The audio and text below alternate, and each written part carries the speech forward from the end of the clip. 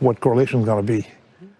It cannot be a speculative variable. If it's a speculative variable, it's no longer a hedge. Right. So correlation from historical correlation is virtually unknowable as a predictor of the future. Exactly. And if you run historical correlation, backwards, in other words, you stand in 1980, try to predict correlation between 80 and 90 based on what you had until 1980, you'd be surprised. And same thing, run it over time. So in other words, if you keep using your method, apply it historically, you see it's bogus. Yet, people talk about 60-40.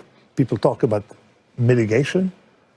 Tail risk mitigation is one thing, and diversification to mitigate portfolio is another thing. As you see on the table here, it's completely different. You see, the situation is completely different. We have on the top. Yeah, the second line is kind of the traditional, or the third line, sorry. The third line, traditional. Portfolio, yeah. Exactly. And these are very, very scenario dependent based on correlation.